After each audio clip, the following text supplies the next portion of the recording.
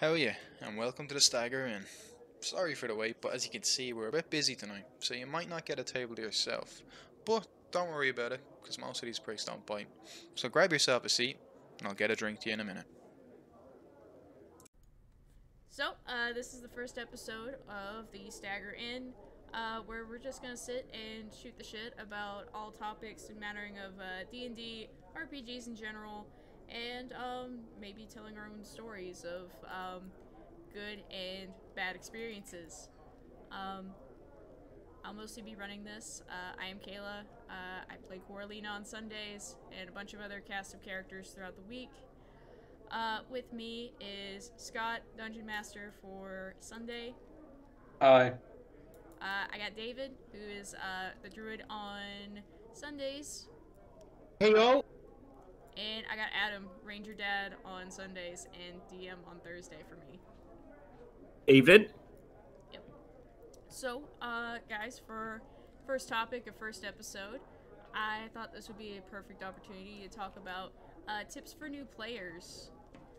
Because due to this whole COVID nonsense, and I just dated this podcast entirely by mentioning it, there's been a really big rise in tabletop RPGs, mostly played online, such as, D&D, Pathfinder, Warhammer, all that good stuff, being done online due to that we can't actually sit around with people, and people have a lot more free time on their hands.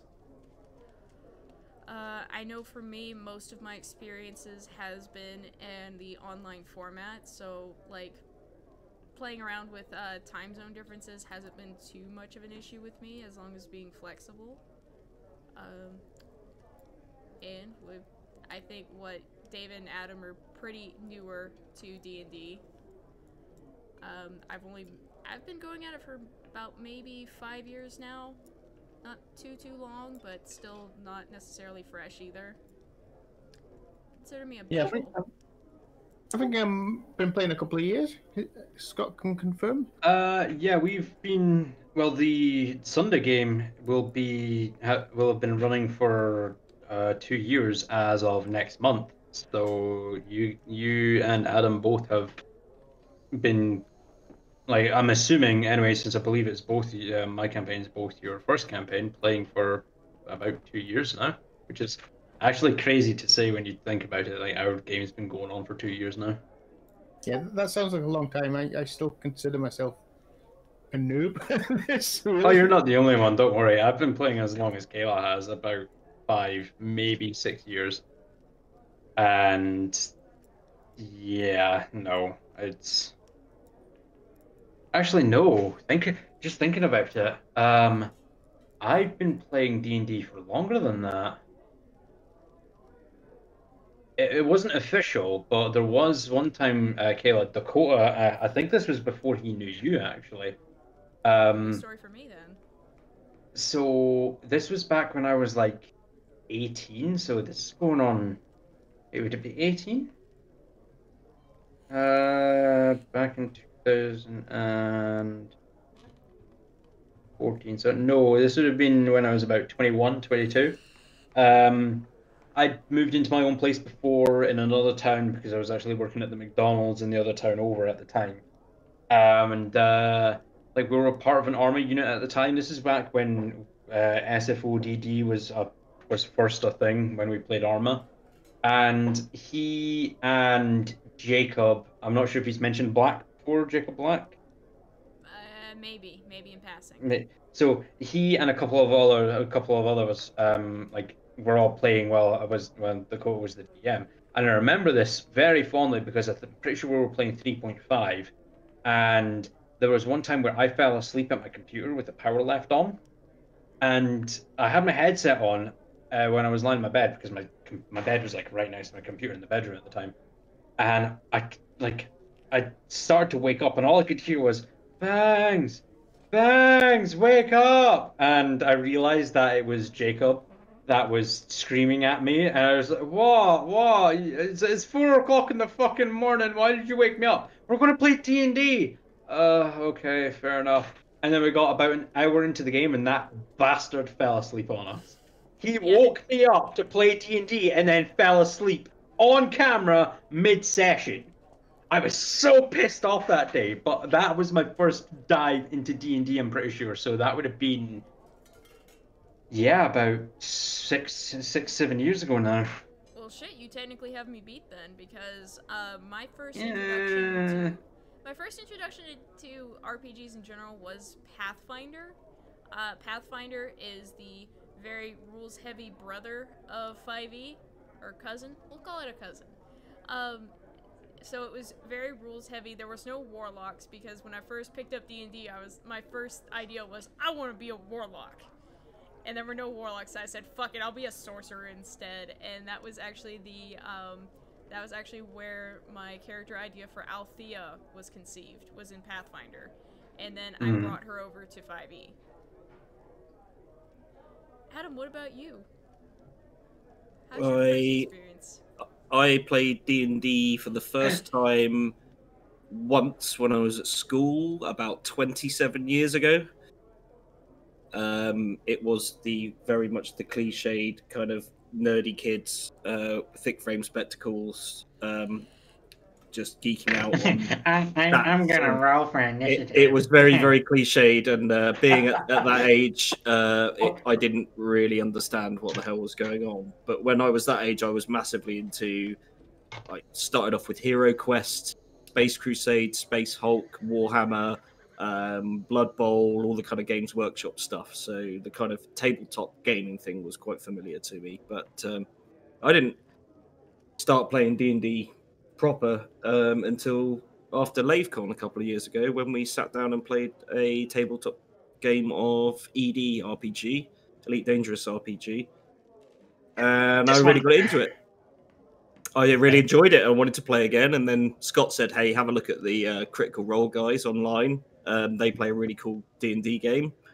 Had a look at that. Thought, yeah, that looks good. I like what I see." And yeah, then obviously started up with Scott's game initially with David, and gone from there, really. That's exactly Omitting one tiny little detail there as well. Before we actually invited David to the game, it was Adam and two of my friends from down in Kilmarnock, Robert and Andy. And yeah, that didn't really work out so well, considering one of the players decided at the end of the session, oh, there's an occupied bed. I'm going to douse the bed in lantern oil and set it on fire.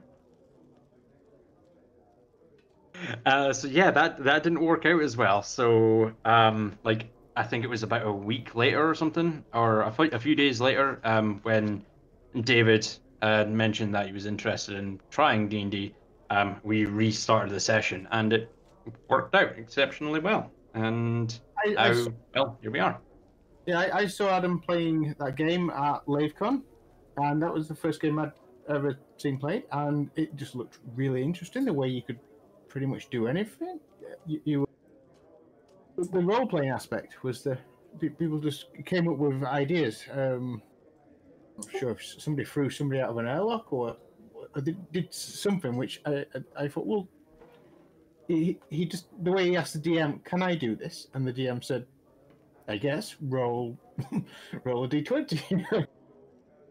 It's the beauty of tabletop RPGs, is being able to become someone else and then get to do things that you physically couldn't do, like ejecting someone out of an airlock. And my go-to phrase, of course, is, you can most certainly try.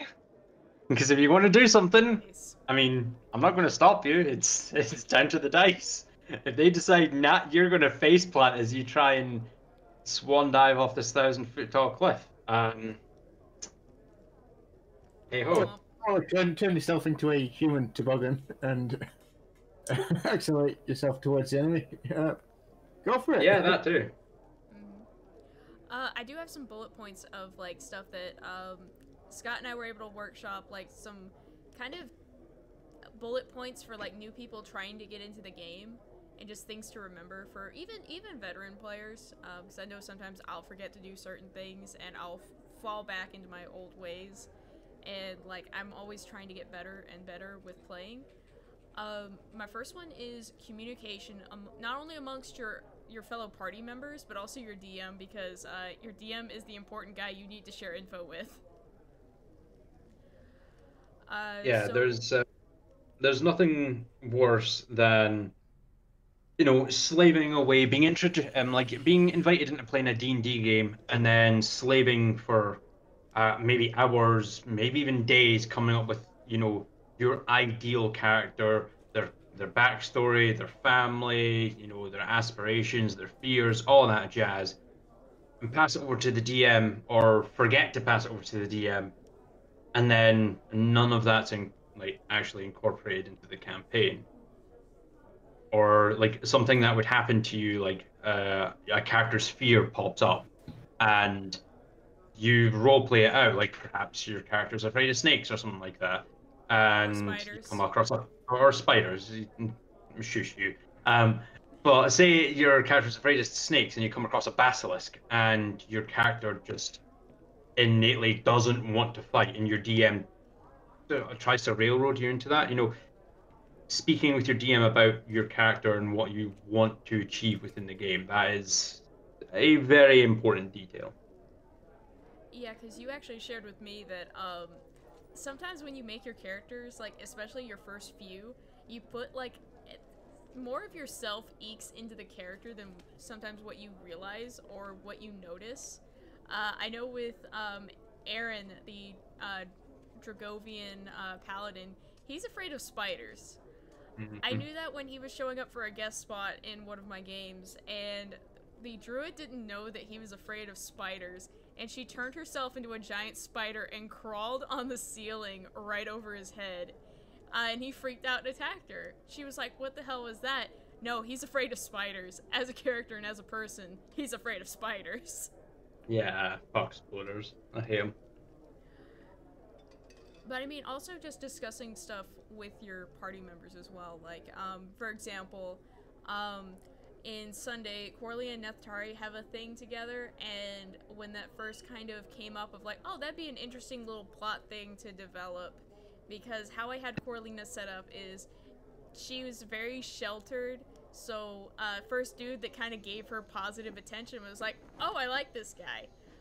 Immediately, and I want to say immediately, at least within like the first day or so, I hit David up in PMs and I said, hey, are you okay with this happening?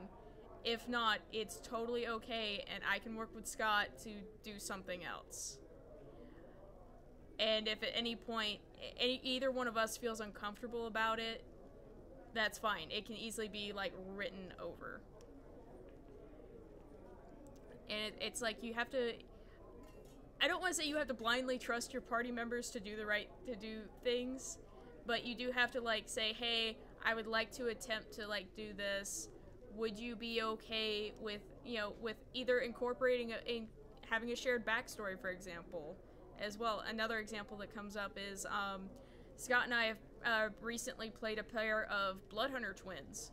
So we worked together to get our backstory together of like how do those two interact with each other? Is it very much a sibling rivalry? Is it they're amicable towards each other? And how do they come together to solve a problem and approach? Yeah, I think it's been really fun, the development between our two characters. It changed my character. My character was a complete womanizer before. Then there was one week where he drank a love potion, and myself not realizing that I was immune to potions and being charmed. He came out with the line, I love you. And then I had to kind of roll with that. Yeah, we could have retconned that because that was my fault for not noticing the immunity to being charmed. Yeah, I didn't But realize that. So it worked. So I mean, meh. It worked, and there have been plenty shenanigans surrounding those two. And with D&D in general, it is a group activity. At least how I view it is the DM creates the environment. They create the lore, they create the world, they create the main story that this merry band of misfits that fate has put together. How are they going to change from not only their impact on the world and the world impacting on them, but how is their group dynamic going to adapt and change as the story progresses? Like for example, I have Coralina. A lot of times she will, for example, rely on Vic because Vic is older than her. She knows that. He also has the air of being more put together than she is. So when she quote needs somebody more adult than her, she'll go to Vic with her problems and be like, I don't know how to do this. You're older than me. What do I do? And I'll either get some witty responses out of Adam, or I'm hoping for one day where he just looks at her and goes, "You're just gonna have to figure that out for yourself." Oh no. Well, to some extent, he has done. I mean, he was the first one to realise that there was some sort of shenanigans going on with Netari, and he was like, "Well, I'm 120-something years old. Kids will be kids, I suppose. Let them make their own mistakes." But the thing about Vic is he might be 127 years old, but in elf terms, he's still kind of in his young 20s. So for an elf, he's immature, but from the perspective of everyone else, I guess he's old. I mean, everyone that has a natural life expectancy. Yeah. Or at least So they were for 1,000, did it? Yeah, I think the average life expectancy is like 900 years, something like that. Yeah, I think it's between 800 and like 1,200 is the average expectancy. Like if you were to die of old age, you're quite high up there. Mm-hmm. How long do dragons actually live for? Because well, what type of dragon are you talking about? You mean like? Well, that shadow dragon, it went from being an egg to being. Shadow dragons, they're unique. They're completely different. Basing it off the monster manual, and my own interpretation of what it says in the monster manual, they're not really they're a mutation of sorts. Because you get a shadow dragon, like a red shadow dragon, or in the case of Ados, a silver shadow dragon. So my lore for that was because you've got the Mark of Shadow Eladrin, like Victorla says, they are linked to their marked elf, and things will happen to each other as you progress, which I'm not saying because spoilers. But because of that mutation, the shadow dragons will only hatch around their bonded, like their markmate. So his life expectancy, it's up in the air at the moment. But all other dragons, like your standard, like red, blue, gold, silver, white, brass, bronze, they can live for quite some time. The Draconomicon actually goes into a lot of detail about dragons and how they mature in their age and like how they live and die and stuff like that. So I would highly recommend reading the Draconomicon. It's a good read. But yeah, dragons can go on for like tens of thousands of years.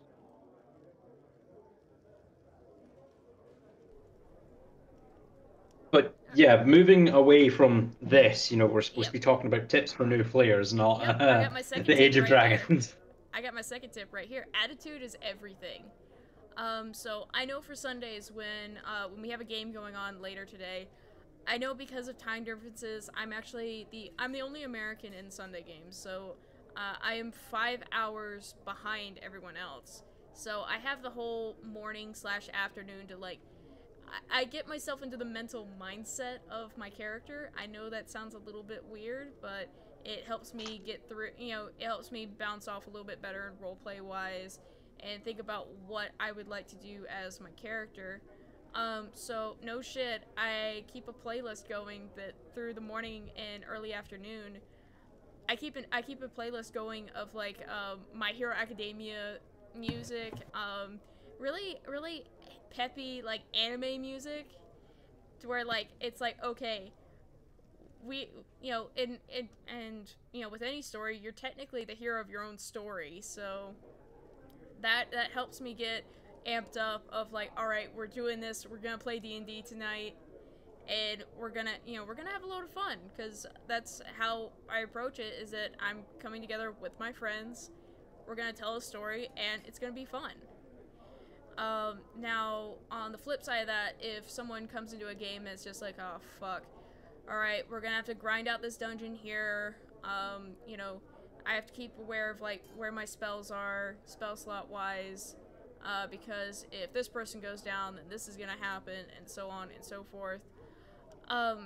If you're just coming at D&D with a very negative, pessimistic attitude, I would say don't even show up, because that attitude is just going to not only like seep into your other players, your party members, that's also going to seep into your DM as well. And if the players are not having fun, and if the DM is not having fun, then why are you getting together to play a game?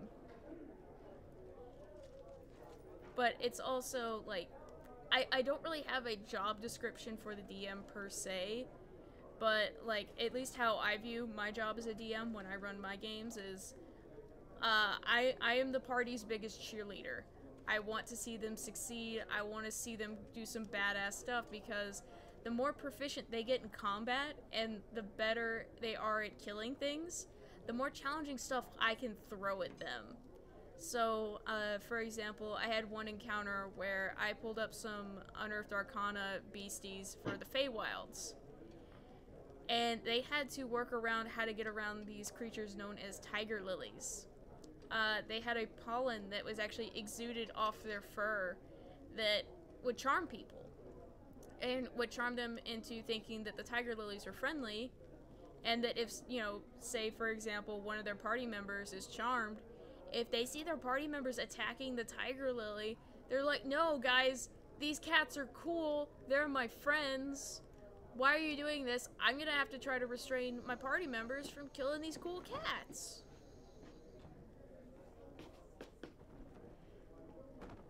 But like, I also like, I have a thing where, you know, at the end of every one of my sessions, Scott has picked it up as well, of like, you know, questions, comments, concerns. I actually had a critique from one of my party members, that said, hey, I would like you to, as a DM, I would like you to go more into description. I do get a little bit brief on my descriptions, because I don't stream my DMing like Scott does, so he has a lot more practice of going through and not stuttering as much when he's describing things, and when he is describing combat and whatnot. Through his practice of streaming and actually going back and watching himself, he has been able to like cut his stuttering, cut his pauses and stopping, and it's actually been, you know, really beneficial for all of us, you know. So with all of that, you know, as long as you all keep an open mindset, you know, with players and DM, and your communication, again, communication's very important in a group, you know, role-playing game, I think you can pretty much tackle anything.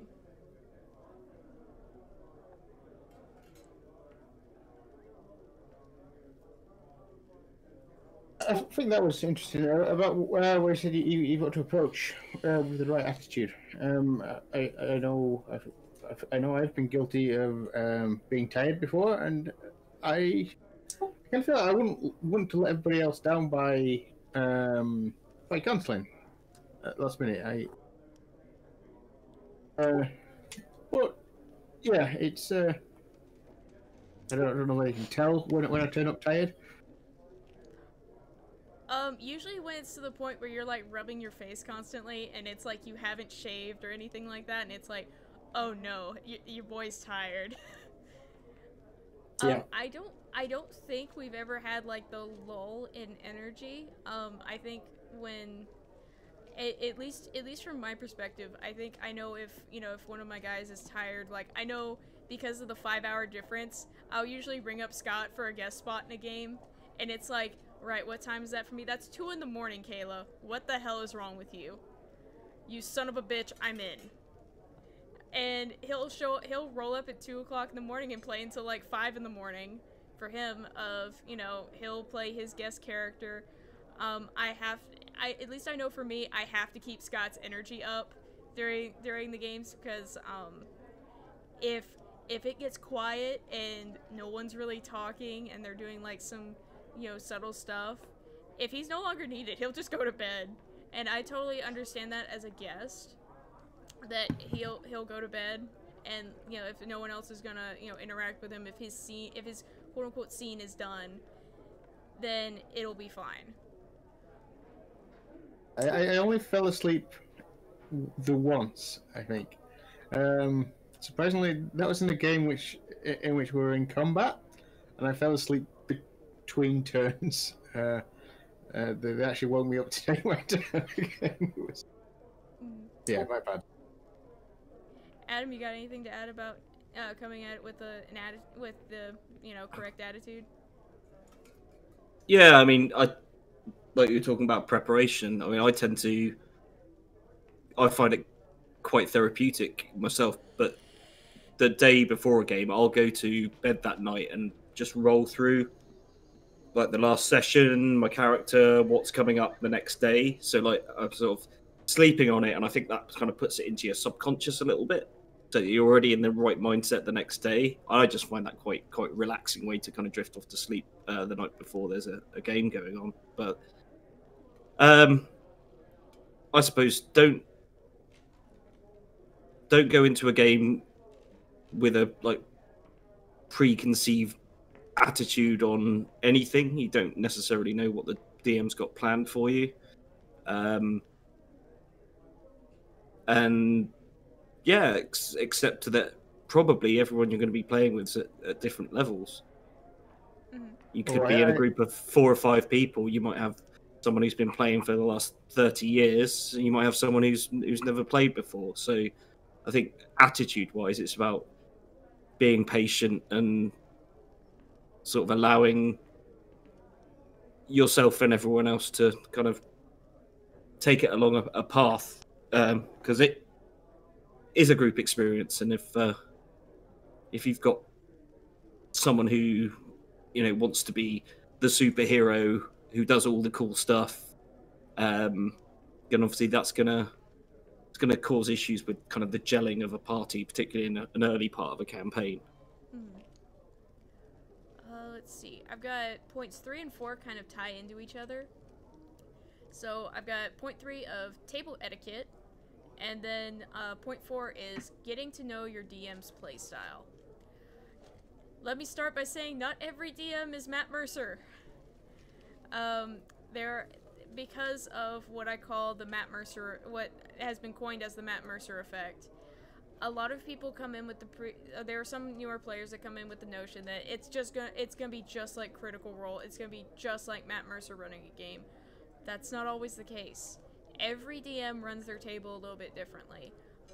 Scott and I have similarities, for example, because we learned DMing through my husband Dakota, and we learned from his DM style, and we've also adapted to our own strengths as the DM/storyteller of the world. Me, for example, I love RP encounters. I love to just throw absolutely bonkers situations at the party, and seeing how they approach the problem. For example, a fun early level quest I like to give involves a couple of NPC shop owners that I've used for a couple years now. One is an alchemist, and they run a potion shop together, and they're asking for anyone to get them components for a potion of vitality. I jokingly asked them, I need you to get bull shark testicles. And they're like, wait a minute. Why? Well, they have a higher amount of testosterone. So it works for a potion of vitality. Okay, how in the hell are we gonna do that? I have had some parties go fishing for sharks. I have had some of them go out on a boat to catch sharks. I in fact also had a Warforged almost sink, and after he fell unconscious, to acquire said bull shark pieces. But they all came at it from different perspectives of things. For example, if you have a lot of casters in the party, you know, they can obviously use magic to help with the situation. If you have a very charismatic rogue, they can maybe grease the palms of a couple of, you know, maybe a ship captain and like, hey, can we commandeer your dinghy because we're gonna go shark hunting? You know, stuff like that. I mean, the only limit is going to be your imagination. I think my character would lie and just come up with any old testicles from a butcher and say, yep, they're the things you're after. And you can do that too. I mean, you can obviously try to pull one over on the shopkeep, for example. I know there are some other DMs that are very, I'm going to call it the term of being a dungeon grinder, to where they love to throw together dungeons, they love combat, they're a very by the numbers DM, where, you know, your progression as a character is tied to how many monsters you kill, of your experience, with everything being assigned a numerical score. I'm personally not like that because I'm more story based, and with, you know, how I usually mark progression is how much of the story and the world have you opened up to your characters. Like for example, if Vic. If Vic decides that he wants to found his own guild or whatever, and he wants to start, you know, making deals, making propositions to get more of this guild built up, I would personally tie his level progression as to how well he is done. Say he's got some contracts with an artisans guild to send some newer characters to escort a caravan from one town to the next. Okay, yeah, that can be some progression, and maybe through the either completion or failure of said mission, more opportunities open up. Maybe there's a rival faction that says, hey, you're encroaching on my turf, I want you gone because you're bad for business. Anything like that.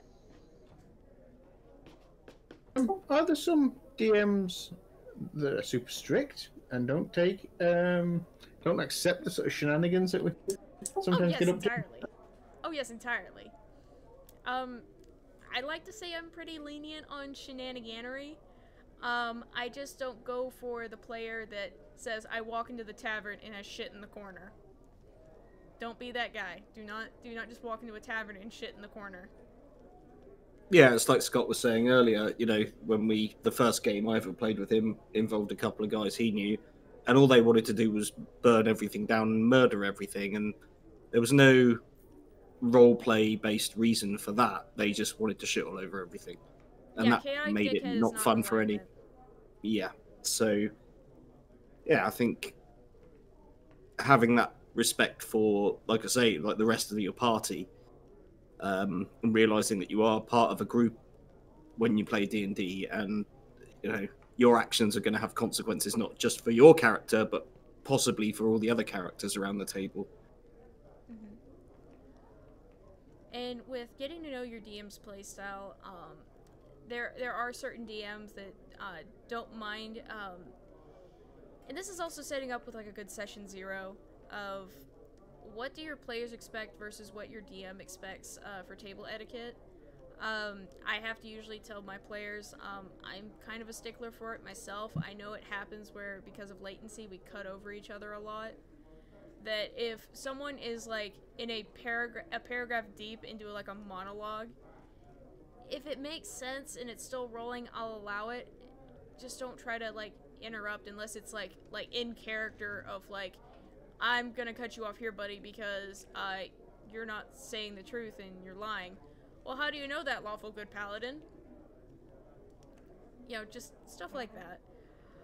And also, I think if you've got something you want to say, much as like excitement can build and enthusiasm can build, don't, like you say, don't shout something out as it comes to your mind. There will be a natural break in conversation if someone else is talking.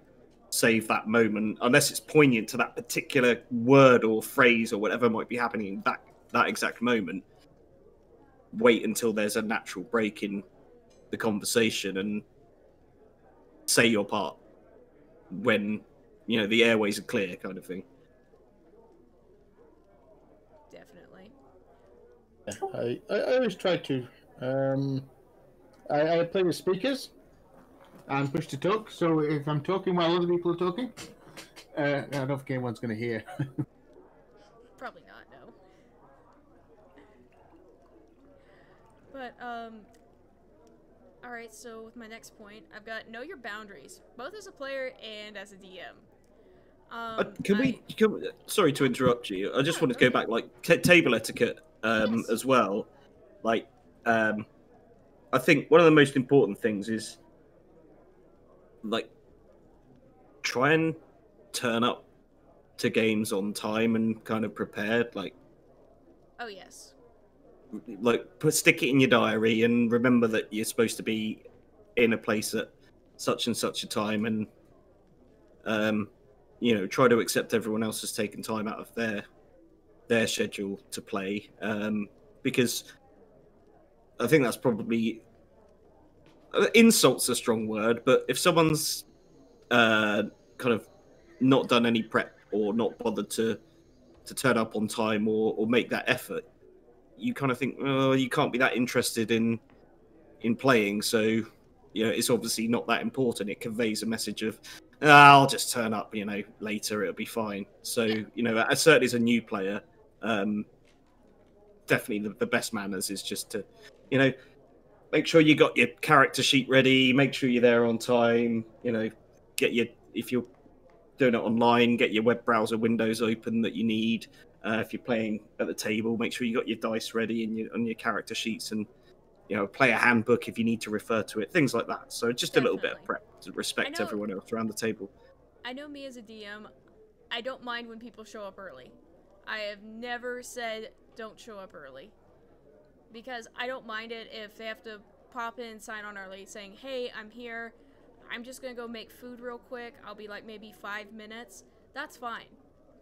That is completely and utterly fine. Also, I mostly play online, so when someone says, hey, I have to go make food real quick, but I'll be back in 5 minutes, 9 times out of 10, they have a little Bluetooth headset. They just mute their mic, get up, and go to the kitchen and make food, and then we'll literally be back in 5 minutes with a quesadilla and be like, alright, I'm fine, I have food, I'm happy.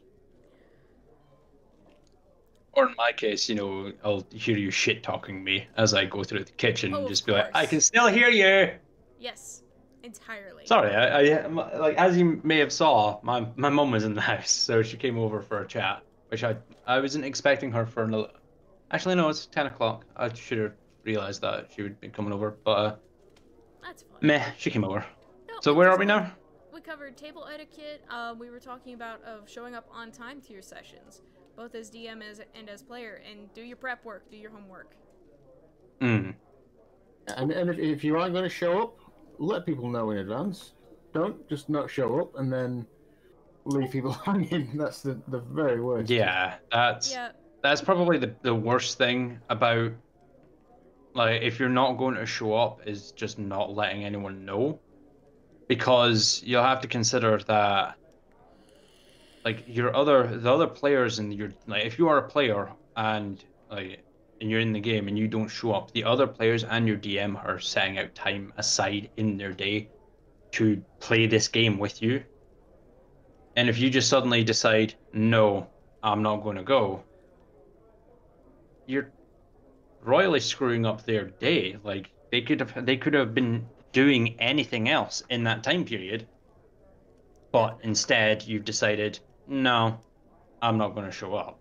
Yeah, if there are schedule conflicts or any kind of time conflicts, I know mine is an example because I literally got an email from my professor last night saying, hey, final exam is at 2 o'clock on Thursday, and I said, oh shit, there's no way I'm going to be done in an hour. I need to message Adam right away and say, hey, I'm probably going to be late.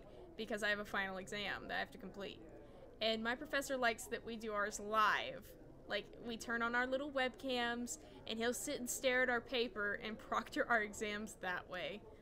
It's absolutely terrible.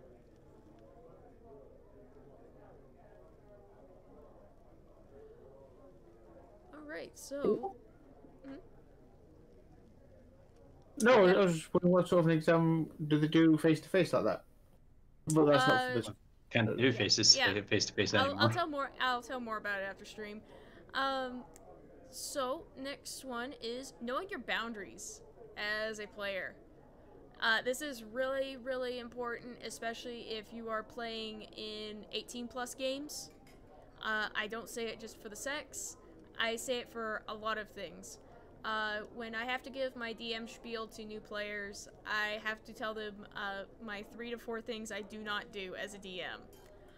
I am not going to ERP. ERP is erotic roleplay. I am not going to RP sexy time with your character. That's just not cool. I'm married. That is a fade to black situation. We do not do that here. 2, I don't go into graphic detail about triggering things such as rape or abuse. I may hint at it, but I may hint at it in the sense of, hey, there's an orc tribe here. And there's a bunch of orcs running around. Oh, it seems they have some human women here. Oh, and look at all the little baby half-orcs running around. That's about as close as I get. And thirdly, if one of my players has something that that I had not covered in my previous examples of things I do not do, it is your responsibility as the player to bring that up to your DM and say, hey, I've had a traumatic experience. For example, I had one player years ago that actually had back surgery, woke up in the middle of the surgery, and that traumatized them. So they just told me as a DM, hey, I don't do anything involving spines or back torture because that's personally traumatizing to me because it makes me think of that experience. That's fine because I wouldn't have even thought about it because I have not had that experience. So with those no-go issues, you are aware of those boundaries. Also, another boundary you could possibly put up. I get this a little bit because I'm female, so sometimes people as characters will come on to my character. Not every one of my characters is romanceable. I think we had that a little bit Thursday with a little bit of nudging between myself and Eve. That Ralkoth likes to hit on anything that moves. I don't have my cleric Flaren open enough to something like that yet, so that's as time progresses, maybe, but other than that, it's probably a hard no for her right now. Yeah, the one thing I will add to that for knowing boundaries is also understanding, like, not only like the preferences of the other characters, but also like what the player condones. Like, because like there was one situation in a game I played which was extremely surprising for the 2 players involved. Was my character's hitting on your character and has been hitting on your character for weeks now, and the other character, who's a guy playing a female character, turned around and said, "I'm gay," and it shut the other person up instantly. Like, yeah, you've been spending so long hitting on my character, but my character's actually, gay, so she's not interested in you whatsoever. Leave me alone. Like, you're all, as Kayla said with Coralina and Neftari, for those kind of boundaries, it's all, and this does go back to the point of communication. Always speak to, like, if you're wanting to start a ship between 2 PCs, it's always best that you communicate with each other about said ship before you actually make it a thing. Yes, like, because you might be trying to force something onto another player where that they're extremely uncomfortable with, and like if the DM allows you to do that, they might be stuck in a very uncomfortable relationship in the D&D game that they now may grow to resent playing in because of the fact that they've been forced into a situation that they're not comfortable with. Mm-hmm. I think you also get like there's a game, one of my games, a while back, and I'd made a decision and I had to think about it, and I actually spoke to one of the players, like, is this going to cause anyone to get upset? But basically they encountered these shadow creatures which they dispatched, and it was only in the morning after their battle that they found out that the creatures that they'd killed were actually corrupted children, and now they had grieving parents to deal with and dead children on their hands. And that was, for me, that as a DM anyway, thinking about the players, was like, is that too close? And there was a genuine shocked reaction from the players, but at the same time, it was, I think it was just about right on the level where it shocked them, but it didn't upset anyone. And I think, you know, if anything takes you beyond that shocked but upset level, then you need to speak to the DM and say, I'm not cool with this. Yeah, I've been playing other games, not D&D, but things have sort of come out, and all of a sudden a player has reacted really badly, and you know, it's just stormed out basically, and it's really spoilt the mood, and everyone feels a bit embarrassed, and yeah, we should have thought about that. All right, so what's next? Yeah, because we're almost an hour in already, so... I know, this may have to end up going longer. Oh no. No. Spend time making your first character. Don't just you know, either roll dice or put your points in and, you know, just throw your character together and say, okay, that's it, that's my character. Spend some time, like, I want to say getting to know your character. I have lists of questions that actually I will ask myself of this character for, you know, for me to have responses in character to certain things. I think one of the fun questions I like to think about is, on an average day, what is in my character's pockets? For example, Coralina, in her pockets, she typically has, like, maybe some crumpled up pieces of paper from, like, torn out pages of her spellbook where she hasn't appropriately copied them the correct way. So instead of just tossing it on the ground, she'll just kind of rip it up and, like, put it in her pocket when she's, like, on the road. Either that or have, like, she's a conjuration wizard, so, you know, I can tend to pull things firmly out of my ass, which is always fun. And just thinking about, like, other things that, like, she would have, how she would react to certain things. It makes things more organic and more believable that this character exists within the world.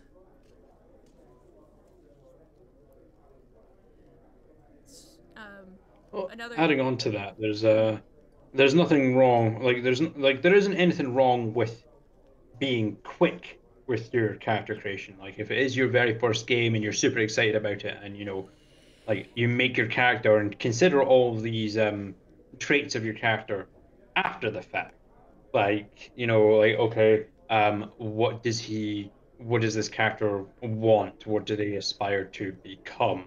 You know, you can figure that all out along the way, but you never want a character that's so generic that you don't have anything to include to the game. So it's always best to take at least, like, I'd say probably a good few hours of proper thought on what your character should be, who they are, where they're from, and never be afraid to, during your character creation, involve your DM in your character creation.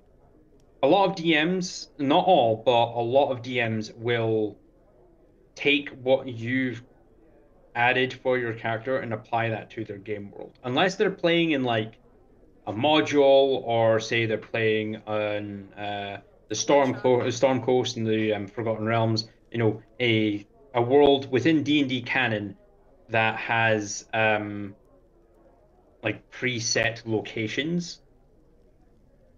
You know, you won't be able to just be like, oh yeah, here's a new random city in the middle, like just south of Neverwinter that no one's ever heard of, but it's there. They could like, you know, homebrew that there, but you know, it's such an iconic location of like on the map that you know it's difficult to make those changes on the fly. But if it's a homebrew world of the DM's own design, most of the time, if the DM will probably turn around and say, right, cool, Den Fasari, yep, I'll add that to the map.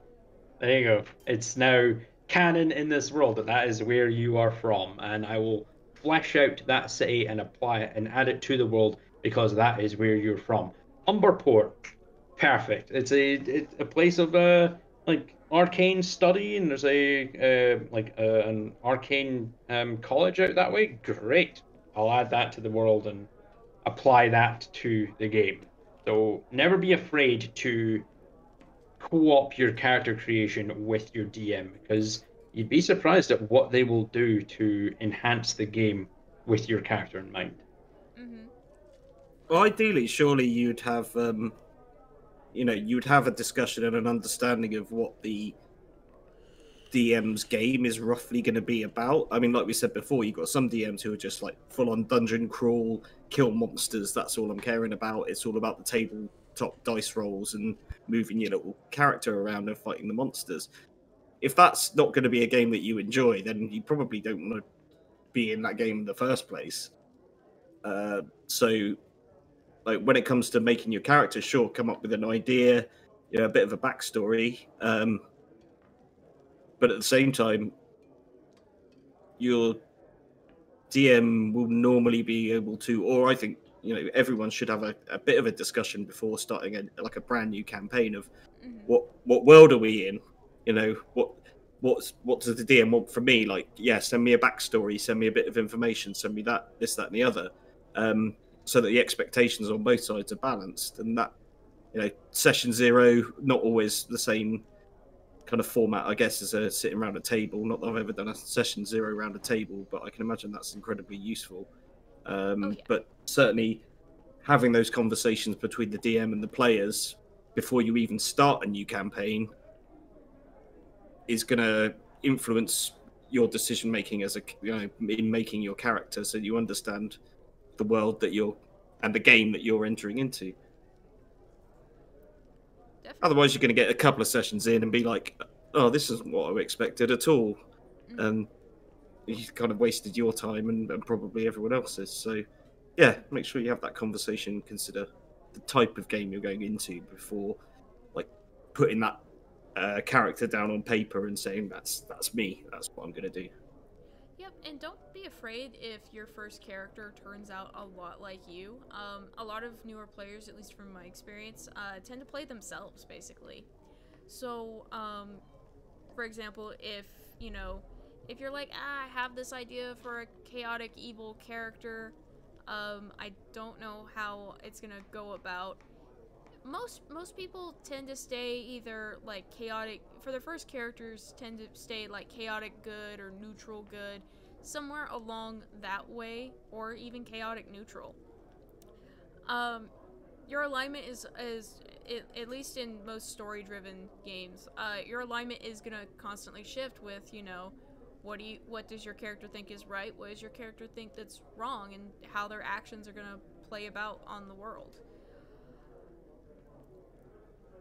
At least with some of that, for quick character building for me, I will typically, do the standard array if I'm just workshopping a character of like, this is what I'm gonna have on the back burner for if I get into another game, or if I have or it's a backup character in case one of mine dies. I'll throw the stats in there, and I'll type out like a paragraph of backstory, just a paragraph to get me started. and then I'll keep fleshing out as the game is progressing.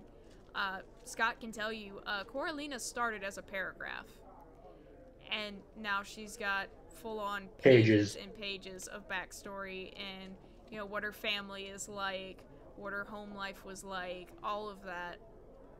Just talk with your DM if that is okay, if they would like to see that, because with some DMs they will do their best to incorporate stuff like that, or if you know, or if your DM wants more of an improv approach of like, all right, I'm gonna keep you to this, but when you say something is what is equivocally like it is back home, I'm gonna keep you to that, and that may come up later.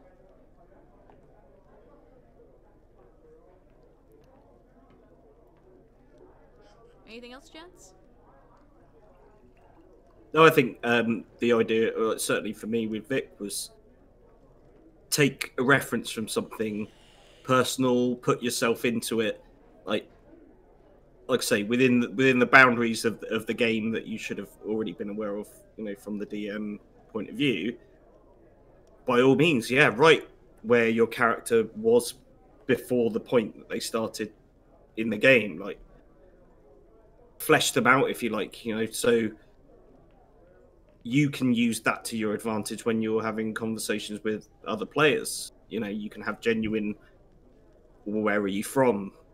How did you get that weapon? How did you get that scar on your face? Something like that might provide elements of like really good role play between the players throughout the game. So yeah, I think spend some time, put a bit of heart and soul into certainly in your first character, so you feel a bit of a personal link to them. Because if you're anything like me, you'll know that after you've created that first character and you've played for a few sessions, you're like, I'd really like to do this kind of character. It'd be really good if I could like have another character who was like that. And then ideas can start sparking. And then if you go on to other games, or you know, if you do unfortunately die in the game, you've got a backup to bring in a new character straight away. Definitely. And that does lead into another point in regards to character creation. Don't be afraid to take inspiration from something else. Like if you see Legolas in Lord of the Rings, or you know, like any other kind of like, you know, medieval style fantasy movie that I can't think of at the top of my head, or you know, you want to be Gandalf or something like that. You know, don't be afraid to take inspiration from something like that and apply that to your character. There's absolutely nothing wrong with that. You know, even if it's like a full-blown rip of a character from, say, an anime, you know, that's fine. Just, you know, try and add your own little twist to it to not make it seem like, yeah, you're just wanting to play out your own little fan fiction of your favorite character from your anime. You know, try and make it a bit more personal, but like if someone calls you out on that bullshit, I mean, yeah, like own up to it, like embrace it more, like would be the better term for it. Like there's absolutely nothing wrong with using something like something from pop culture or movies or anything like that as inspiration for a character if you can't think of something quote unquote unique. I did with Vic.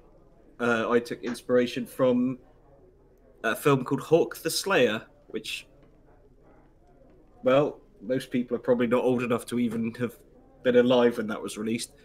But there was an elf in it, and he was the last of his kind because his city had all been burned, and it was like, I like that. So I'm gonna, you know, that is fundamentally the building blocks of where Vic's story comes from.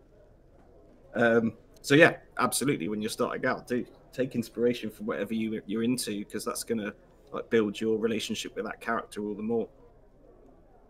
I mean, if you also consider that this is, if it's your first dive into D&D, you're not exactly going to be like fully versed in character creation.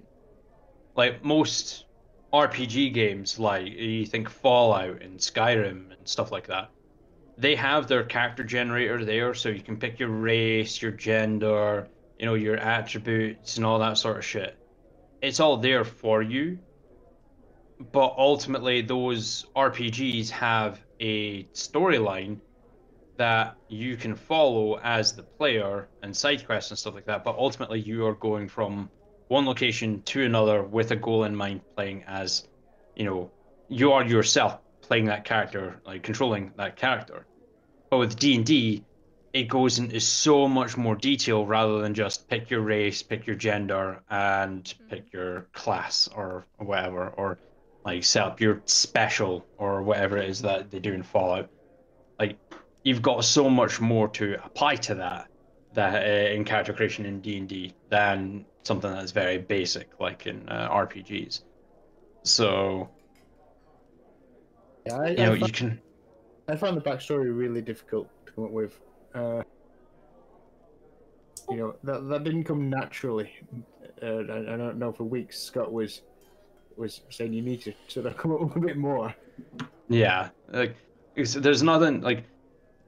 There's two schools of thought when it comes to character creation: is picking your class and race first, and then coming up with a backstory, or coming up with a backstory and then picking a class and race to fit that backstory.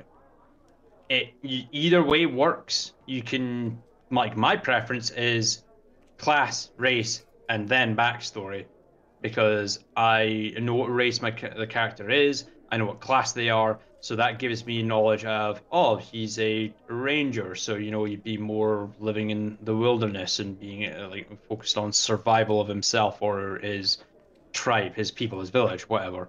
Or, oh, he's a wizard, so but I've rolled for stats, so he's got a 16 in strength, so he's not a wizard that casts fist.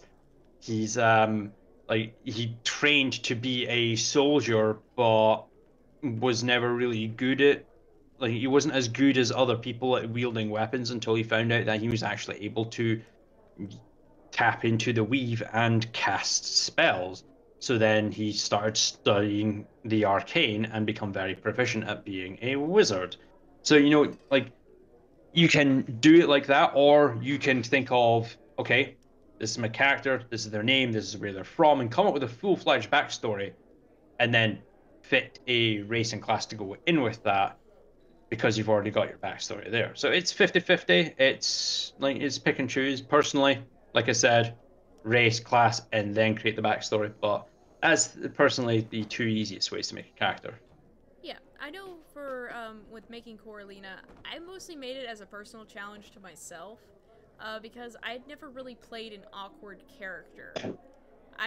Scott can tell you, I've played Bard for years, literal years of playing a Bard. So I was always the charismatic. I would crack jokey jokes and put in puns and be funny. And I was like, can an awkward character be funny? And I was like, yes, they can be, but it's unintentionally funny. So with making Coralina, I said, okay, she's a wizard. I want to play a Genasi. I've never played a Genasi. Let's pick an air Genasi. That seems off the beaten path. Let's do that. And so I started rolling with, like, also another personal challenge. For me, in my personal experience, every wizard I'd ever played with was an unlikable character. And I was like, I want to make a likable wizard. So I made her awkward. I made her a little blunt. But, you know, she tries. That was the whole thing, is she tries. So, if she says something that, because even thinking of her languages, she has Common, Primordial, and Elvish. So, with Primordial being her first language because she is a Genasi, she may say something that translates literally from Primordial to Common, but it may not hold the same weight as it does in Orin or Primordial versus Common. So, like, if she's, for example, trying to flirt with Neftari a little bit, if she says something that does not translate well, and it doesn't carry over and have the same click in your head of, oh, she wants to go on a date or something like that. Yeah, that's what I said. No, you said a literal translation. That doesn't mean the same thing here. And it's been fun to, like, sit and play an awkward character where I'm like, okay, here's how a conversation will go. Let's see if I can fuck it up a little bit. And I think some of the fun conversations we've had, you know, as a party, have been one that involved Temple, because Eve's comedic timing with Temple and taking everything so literally has been amazing. When we tried to, I believe, teach Temple the birds and the bees,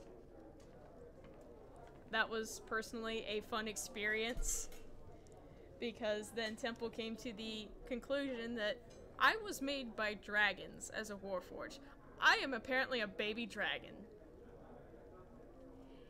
And that has just been, you know, fun little things to come up with, and like not only like help flesh out like Temple as a character of like, yes, Temple takes everything literally, but also of Coralina, that a conversation of the birds and the bees was extremely awkward, and trying to explain it in a very clinical term and also tiptoeing around stuff that would make her feel awkward was amazing, because I don't typically get to do that with I don't do that with my other characters. If you ask my bard how the birds and the bees work, she'll tell you a fucking story, but it may be more coded with innuendo than versus my wizard telling you about the birds and the bees.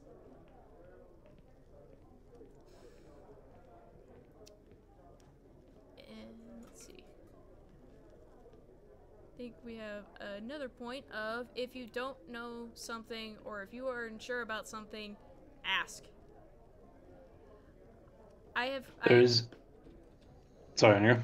Oh, okay. I was gonna say that I have, as a DM and as a player, I have never had someone get upset at me over if I did not know how to do something, or if I was unsure about something. If I asked a question, people were more than happy to help me. Yeah, there's absolutely, like, the worst thing is when you want to do a specific thing and you're not sure if you'd be allowed to. So you think to yourself, I don't know if I can, so I'm just not going to ask. Or if you're unsure about a ruling, like, okay, I've rolled a nat 20 while you're applying sneak attack, so does that double as well? Or, oh, well, I rolled a natural 20 on a skill check, so is that an automatic success? Oh, I'll just not say anything. No. If you're ever unsure about anything, just ask. Because you will never know unless you ask. And there's nothing, like, if you're wrong, or if someone says no, that's okay. Like, if you want to do something and your DM turns around and says no because X, Y, and Z for reasoning, at least they have a reason behind why they have said no, and at least you have asked.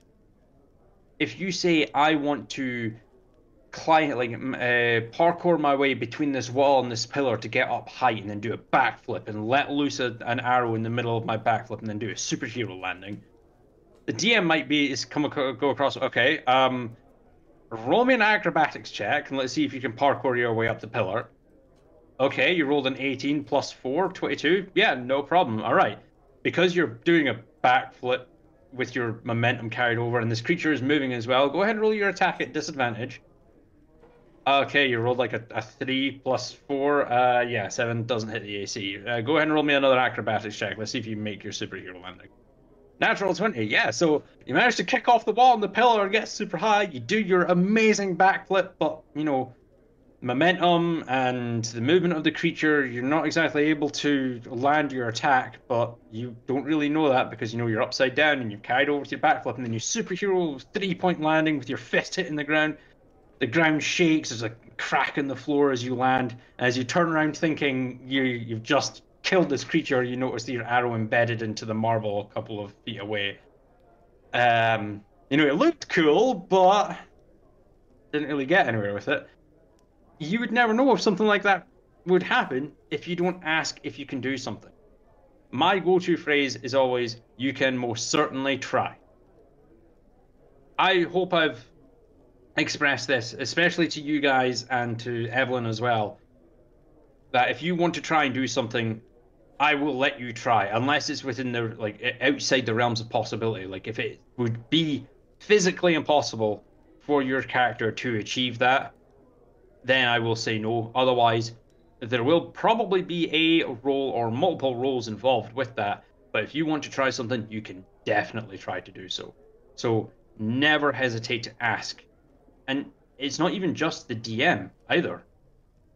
Like, if you're in a game full of experienced players and you're unsure, and say the DM's in the middle of describing a scene or is currently reading through the stats of a monster or is detailing the attack of a monster, or it's another player's turn in initiative and you're unsure of what you can do in your turn, don't be afraid to, either if you're in person, then, just whisper to that in that person's ear, like, hey, like, can I do this? Can I do that? Or if you're online, send someone a DM, ask them, hey, I'm thinking of doing this on my turn. Do you think that would be okay, or do you think I should do something else? So long as it's not going into the realms of metagaming, which is a completely different topic. But, if you're unsure about something, just ask. There's nothing wrong with, trying to get the opinion of other people. Definitely. I think the other... Oh, sorry. Oh, no, go ahead, Adam. Oh, no, the only thing about asking as well, and we do it a lot, certainly, is with spell effects and things like that. You be like, I'm going to cast this. Right, before I do DM, what do you interpret as how this thing works? And am I clear and are you clear? Do we agree on how big that fireball is going to be and what's going to be hit by it and things like that? Similarly, don't assume certain things. You're on a battle map, so you go, right, I'm going to move over there, and I'm going to attack that over there. There's my attack. There's my sneak attack bonus. There's my other bonus. And you're like, whoa, hang on. Ask your DM, just check before you plan out all these things. I'm going to throw a fireball over there, and then I'm going to run over there and do this. It's like, right, DM, if I move there, will I be in cover? Will I be able to hide? If I throw that there, will that thing happen? So, if you're not sure about something, just confirm it with the party and the DM and say, right, I'm about to move here. Does that give me cover? Can I hide? If I do that and that, is that feasible? Will it blow up my friends, or will I get killed, or something like that? It's just, yeah, do not be afraid to ask questions and establish exactly kind of what's going on the table, particularly in combat, but it applies to any part of the game, really. And there's probably other people wondering the same thing as well, if you're wondering something. Yeah, probably, Yeah, because not everyone is, a master of all of the rules, and I mean, if you're not the DM, some DMs have their own take on the rules within the game, or have created new ones, or simply removed rules from the game to make gameplay a lot smoother or more difficult. And, you and the other players might assume, yeah, so this is how this one thing works, and then the DM is like, yeah, no, that's not how it works, not in my game, so this is how it works. And then you all find out, and everyone's better off for it. Mm-hmm. Well, and ask about... sorry, I keep interrupting you, Kayla. You go. Okay, just real quick. Also, if I know for newer players, it is extremely daunting to make your first character, set your first step into D&D. I know from playing online, I have helped players that are green when they come into the game and say, I don't know how this works. I don't know what, to do with characters. I don't know. I have personally sat with a few players and actually shared my screen on Discord and had them share their screen with me. And again, it's because I play online. I've actually thrown them at D&D Beyond and said, okay, we're going to go step by step and we're going to make your character. So, for example, what do you like to do? Do you like to sling? Do you want to throw magic? Do you want to shoot arrows? Do you want to just barrel into the enemy with your great axe raised? Anything like that, and we went through a step-by-step process. So again, with asking and just feeling, if you're feeling like overwhelmed, reach out to your DM and ask. Reach out to a veteran player. Personally, that's why Scott and I keep running in games together. Every time I have newer players in the game, I personally grab one of my friends that are veteran players and say, hey, come play in this game. And either I grab Scott because he's an encyclopedia for a good bit of the rules and for how things work. And typically, if they ask a really obscure rule and my fingers aren't fast enough to type, Scott usually has his book cracked open already at the page, and he's reading off what it does. Because him and I DM in such a similar style, I'll take his ruling over it. But I'm also like pretty lenient as well. So it never hurts to, like, for me personally as a DM, I do put a quote-unquote ringer. I place a veteran player in any of my games that have newer players, so not only does it take a little bit of the load off of me as the DM to assist that newer player as well, that they also have other resources, being the other players, of like, hey, I want to think about doing this for my character, does this seem okay? And watching in, participating in combat and seeing what the other characters do for their combat, I've had players pick up combat just like that. I think some of the rules are sometimes open for interpretation. So you could.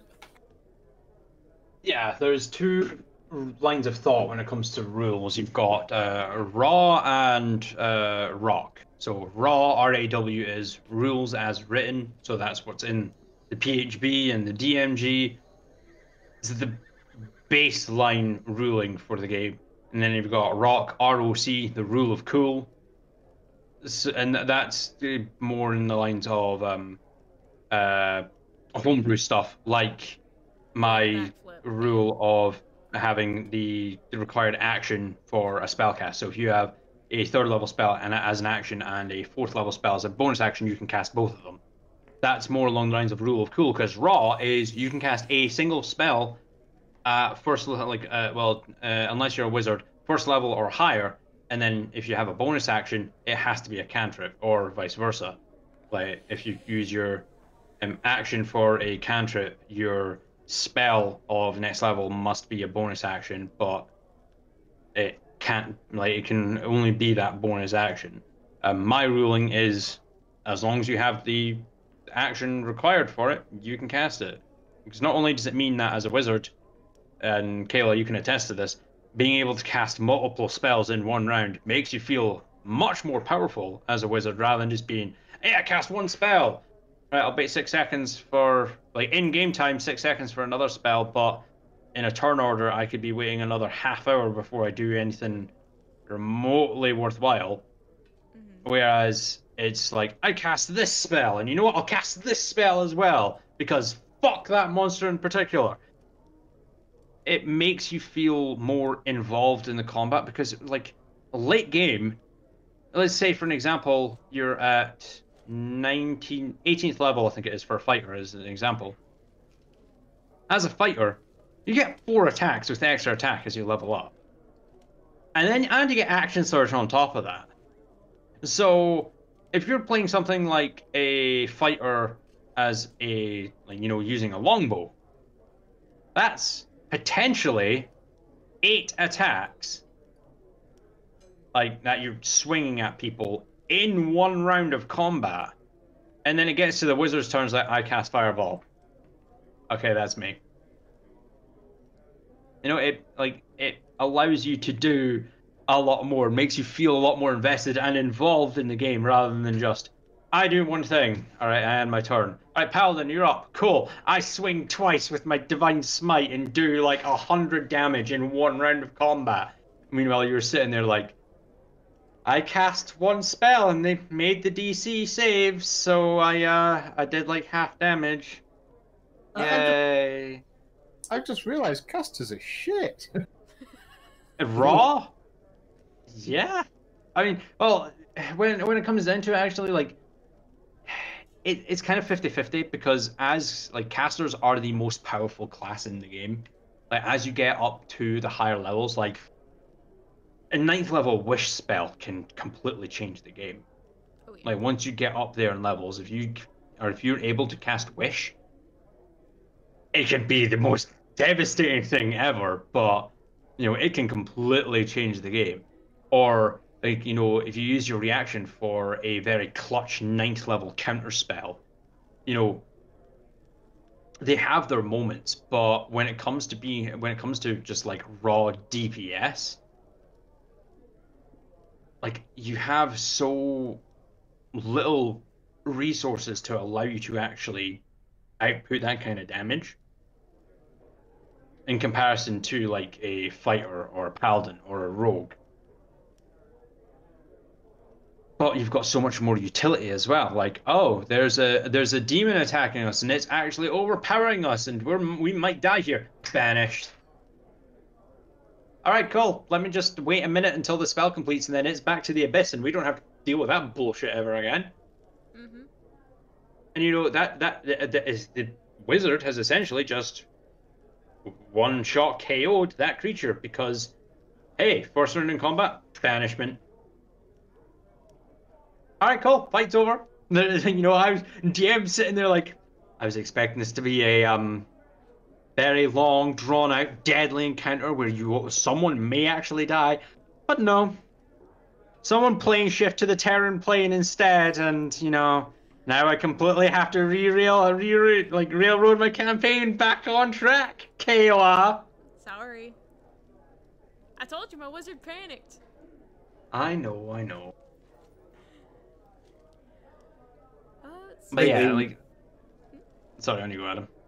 So it's only just while we're on the asking thing, and this comes to like within game asking, like as your character is, do ask about like details. Like if your DM has given you a description of an area, then absolutely say, what does this look like? What does that look like? What are the walls made of? If something's happened or they've created a scenario for you, then the DM should be able to answer your questions.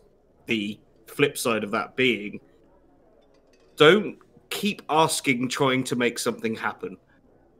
So, like, what does that wall look like? Well, it's wet and cobbled stone. It's probably very slippery. But is there, like, a handhold on it? No, it's a pretty slippery, sheer wall. But is there, like, a bit of it sticking out? Nope, it's a pretty slippery, sheer wall. But is there, like, a bit that's not wet that I could maybe get my foot into? That's when, like, asking goes too far. Because your DM's already said, like, deal with it. That's a wall you're not going to be able to climb up. So that's it. Perfect example to further expand on that about asking questions and such. It is kind of off topic in regards to the asking questions, but it does kind of portray to the whole about asking questions is if you're a player and you ask a question, or if you ask to perhaps roll something, and I think Kayla knows where I'm going with this. If the DM says no, or the DM says there'd be no point in doing so, just accept that. Because if, as in an example, one of the games that we played in, one of the players asked the DM, "Is there any rope lying around? Because I need some rope or something." Even though the player probably had like a 50-foot bundle of hempen rope in their backpack, or one of the other characters probably had hempen rope that they could pass over, the player was adamant on finding some rope. And when the DM said no, the player then said, "I'm going to roll perception to find some rope," and then rolled a natural 20. Natural 20s on skill checks aren't guaranteed. Just going to point that out. In raw, not guaranteed. That's down to the DM to allow crit failures and crit successes for skill checks. But anyway, this person rolled a natural 20 and then said, "I find some rope." If the DM describes the area as having nothing lying on the floor and then you roll a natural 20 to find something, that does not mean you're going to be successful. If the DM says, "This is not here," and you roll a natural 20 to find something, it will not suddenly exist before you. Like you need, like that is one thing to understand about when the DM is describing specific things. If you look for a specific thing, but the DM says it is not there, it will not suddenly exist no matter how much you try asking that question. Like, is there a place in this sheer cobble wet wall that I can put my foot into to potentially climb it? Asking constantly will not change the fact that that it doesn't exist. If you keep asking and you pressure the DM into making it exist, then it becomes a problem because, you know, you're pushing for something that doesn't exist until you get your way. Then it genuinely becomes a problem. If the DM says no, just take that for what it is and think of something else. That goes back to the knowing your boundaries point, really, isn't it? You know, it is the DM's world, and you know the DM is the creator of that world, and so you ask the DM, is this here? Can I do this? What does that look like? Get enough information in your mind to establish that, oh, okay, there is a foothold in that wall. There is a bit of wood on that building that I might be able to grab onto. And then say, right, DM, I'm going to try and use that foothold that I've seen to jump over to that bit of wood and hang on to it from that building. Like, yeah, that's all existing. That's something you can certainly try.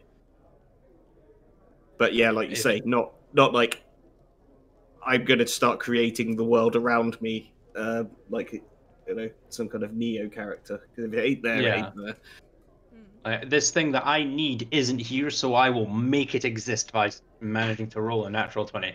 That's not how it works. Alright, we can move on to our next point. Don't be afraid to ask questions or discuss things with your DM.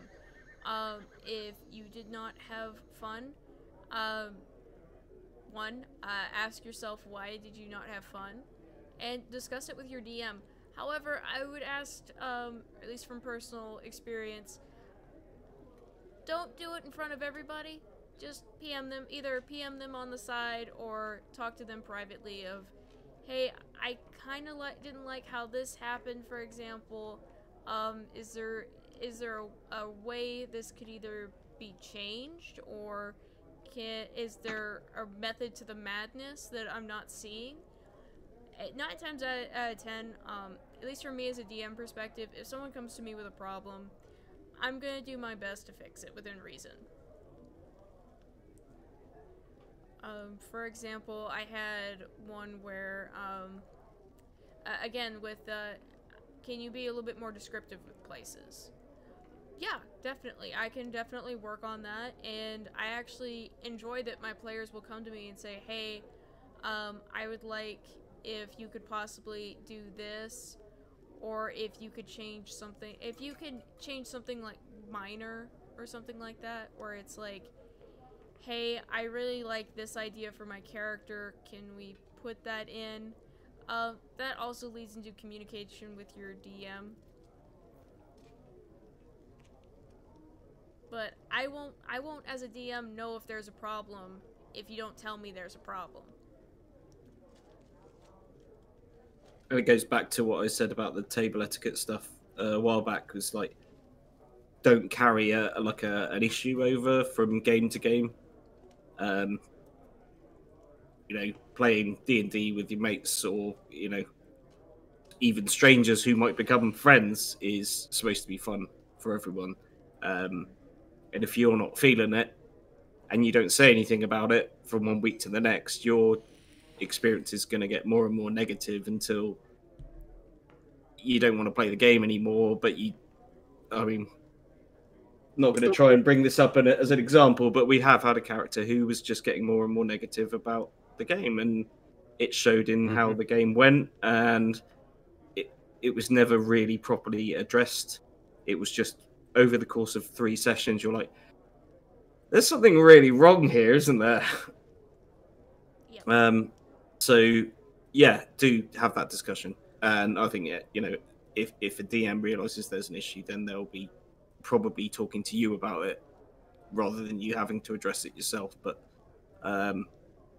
yeah, don't harbor something and then think, I don't know, I've not experienced enough, but I could see someone sort of getting bitter about something and then just derailing the entire campaign one session, being like, I'm going to do this, I'm going to do that, and stab my friend in the heart with a knife because reasons. Just make sure that you and the DM are in communication about what both of your expectations are, I think. And adding to that as well, don't let it go out of game as well. Like, at the end of the day, D&D is a game, and everyone's here to enjoy that. But if you're not having fun and you don't talk to anyone about it, it more than likely will bleed into real life. And when it does bleed into real life, those issues, then you apply those issues to the character's player or the DM. Like, if the DM said or did something that you didn't like as a player in that game, but you don't say anything, the DM will continue doing that thing.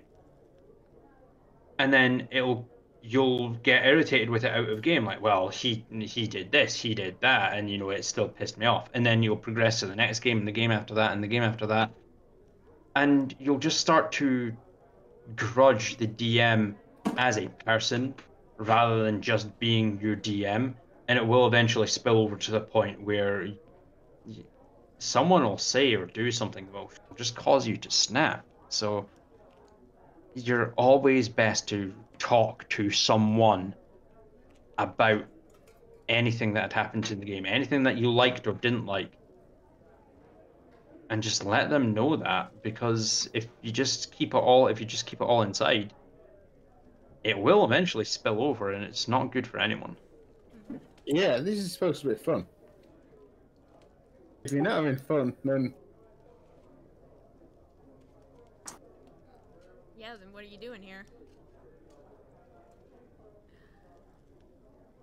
Alright, let's see, I think my next few points kind of all tangle into each other.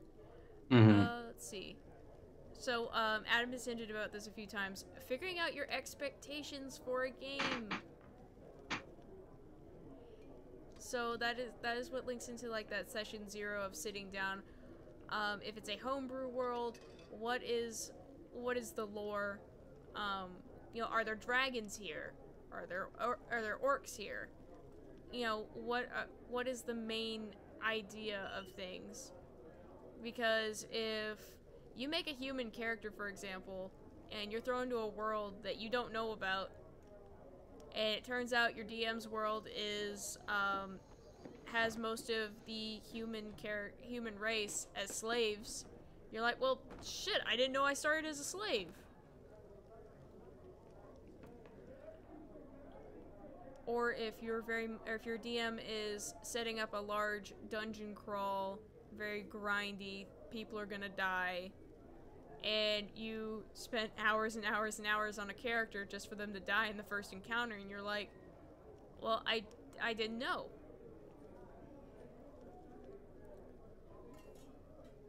And similarly, yeah, the expanse of the game as well, like I think I mentioned before, is it a roleplay heavy game? Is it going to have a long story? Is it going to be a long campaign? Is it going to be, if you want to do a hop in, hop out D&D experience, then you're probably looking for, DMs that are happy to do one-shots or very short stories over a few sessions. But you might want something more epic. You might want something that's a bigger storyline. And that's what that initial discussion when the kind of player joins a campaign and when you start the campaign is, how is this going to run out? Is it going to last 6 sessions? Is it going to last 2 years like we've seen? Definitely. Yeah, because there's absolutely nothing.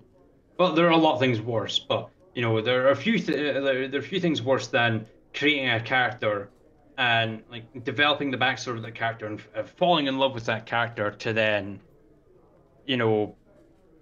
get into the game world and realize that your character just does not fit the session, the environment whatsoever, the setting whatsoever.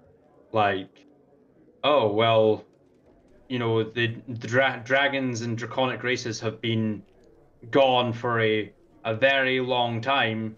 So, and you're playing a Dragonborn, so a lot of people are going to probably assume you a lizard folk, or shun you for being something that isn't part of the norm, and that might drag your experience down. But on the flip side, that might strengthen your character's resolve as, hey, these people are being arseholes to me. That just means I have more to prove. Mm-hmm.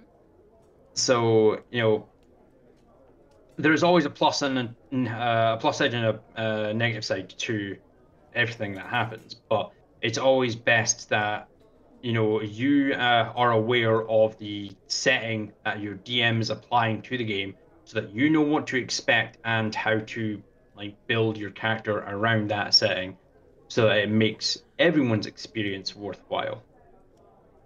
So, are there some DMs and campaigns which are supposed to be short term, for which you basically just create a disposable hero without a massive backstory and just? Most modules, modules are adventures designed for campaigns around specific levels. Say the Dragon of Ice Spire Peak, I believe it is. The Dragon of Ice Spire Peak. Hold on. Let me look a sec here, because I've actually got it here. Here you go. David, we're on webcam, so we can actually see each other. But here you go, David. This is the Dragons of Ice Spire Peak. This is a module, so it's designed to be run for characters around player levels 1 through 6. Goes into detail about how the adventure is supposed to be run, what the players come across, adventure, rewards, XP, monsters, NPCs, all that sort of shit. Is designed to maybe be run over the span of 7 or 8 sessions, and that's really about it. But the thing with modules is you can use them as a means of, let me use that to get you into the game and get you experienced with it. And now that you're experienced with it and your character's at 6th level, now I can expand into homebrew terms, or just use the Sword Coast as a setting for the campaign, but run something more homebrew, and then continue the campaign that way. But if your DM just runs modules and ends at the end of the module, that's it. Campaign's over. It might only it could last a couple of months. If you only have say 1 session a week, it could last a couple of months. But they're not the modules are designed to be quick adventures into the game. Yeah, you might be left disappointed if you're expecting to really develop a character. And you find out it's. I mean, some DMs are able to, flesh out modules instead of just reading what's on the pages and be like, right, yeah, cool, they do that, they go here, they do that, they get this, and blah blah blah. They go here. All right, cool. They're going to meet this person and that person. They'll have this opportunity and that opportunity, and I'll add in a side quest here that they can go and do, or of my own design and all that sort of shit. DMs can flesh it out to make it last much longer. But if you're just running the module as it is, they're not designed to last for longer than a few months at most. Let's see. And going with your first session into a game, try your best to learn the basics before your first game session. So have an idea of what your race and class can and cannot do within reason. That links into one of my other points of YouTube and Google are your friends for this. If you are unsure about what class you want to play, or what kind of material you'd like to look at, your DM will say ahead of time if they will allow anything. Typically, anything produced by Wizards of the Coast is usually fair game with DMs and players. Typically, it depends a lot on your DM. I love all the shenaniganery that comes with the chaos of Unearthed Arcana and anything someone can dredge up from the internet. So, my rule of thumb for that, for me personally as a DM, is, hey, if you find a link to something you like, we can probably work with it. Let me look at it first, make sure it's not broken. And if we need to tweak something, we can tweak something. But do get an idea of what your race is and what your class is and what they kind of can and cannot do. What is in their wheelhouse, basically? What is their bread and butter? I know for YouTube, and it's very comedic, but I like Joe Cat's Crap Guide to D&D for covering all the classes and races, because they're very short, sweet, to the point. They're funny, so you can remember them, and it does really boil down the classes to, you know, for example, he jokingly says Ranger is just play fighter with a bow, and that's because of the running gag that Rangers are underpowered. Or for wizards, you're a book nerd. You're using all your nerd powers. But just use Fireball. Just Fireball. I didn't ask how big the room was. I said I cast Fireball. Mm-hmm. But adding on to that, though, I will say this, and I'm sure, well, I'd hope everyone here will agree with me. Don't use YouTube and Google all the time.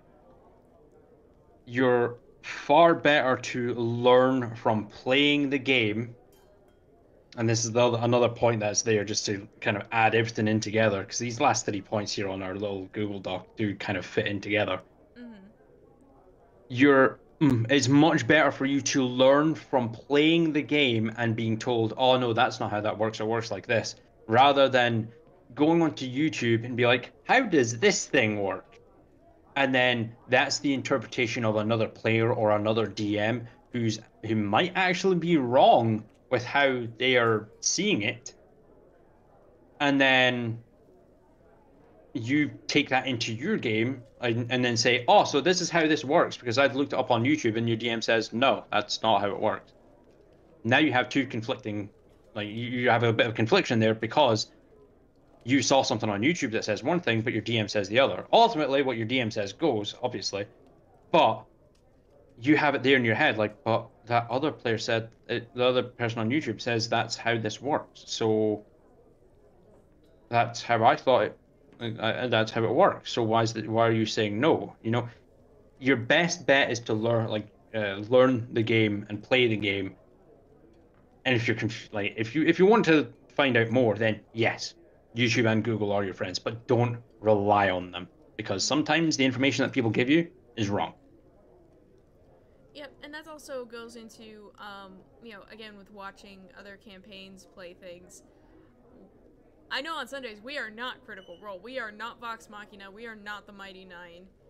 We run, the table runs differently for each DM in each set of players. So, I mean, God forbid, we could have all made characters that hate each other. We could have. But we're only together because for the greater good. The greater good. Yep. But just because, for example, if you watch on our stream where Scott has the rule with magic, that is a homebrew rule. We have all been briefed on that homebrew rule of if you have a bonus action available, you can cast another spell. That's not always the case with every DM and every set of players. That's not how it's always going to work. And how you might plan something, and this goes back to asking questions if you're not sure about something. I want to cast this spell. If you've preconceived a strategy, particularly if you're in a serious situation in combat where like one of your party's lying unconscious on the ground, you're like, I'm going to cast this spell, and the DM be like, you sure? Yeah, I'm casting that there. Right. You do realize that that's going to like kill two of your party members? Oh, no, hang on. Now I have to completely rethink my strategy. Then you sit there for the next 5 minutes going, no, that's not what I was going to do. And everyone else around the table's kind of sitting there going, well, what are you going to do? Because it's looking bad for us. Got to come up with something. Or yeah. And cast Thunderstep anyway. Yeah, thanks for that. Or you follow through and cast Guiding Bolt and hit your friend instead, and definitely not heal the wizard who is dying on the floor in front of you. Hey, but do you know what? That still shaped the party. It did. It did. It was a very developing moment for the party. And if God forbid Coralina ever gets questioned by a god of why should I let you live, do you know I can make whiskey just appear out of thin air? Part-Time Booze Wizard. But no, adding on to what Kayla said earlier on about how, you know, we are not Critical Role, we're not Vox Machina, we're not the Mighty Nine, we're not the High Rollers or anything like that. We are our own group. That is the same with every single table. You may not have a name for your adventuring party. Like, you're not the Caped Crusaders. But with that being said, be unique. There is a term going around online, and you know, I hate the term, and a lot of other people hate the term, hate the term as well. The Matt Mercer effect. That is when a player, a lot of the time new players, begins their D&D experience by watching shows like High Rollers or Critical Role, and then gets it in their head that that is exactly how D&D is supposed to be played. So you go into the game expecting the DM to be there at a table with amazingly created dwarven forged miniatures and battle maps and wormwood dice towers and trays and everything for everyone, with amazing microphone setups, god tier voices and accents for all the NPCs, and goes into so much detail about what you can see and do and smell and hear, and not everyone is able to do that. Matt Mercer has been DMing for the last like 20 years or something like that. He's been playing D&D since fucking high school, and I might even have to do a quick fucking Wikipedia check to see how old Matt is. I'm pretty sure he's like late into his 30s, going on to his 40s or something like that. I think he's 40 now. I think he's a year younger than me. Yeah, I think so. And isn't he a professional voice actor or something? Yeah, every single member of Critical Role is a professional voice actor. Laura Bailey, who plays Jester, she was fucking the main antagonist in The Last of Us Part 2. And Ashley was the main antagonist in the Part 1 and following on to Part 2.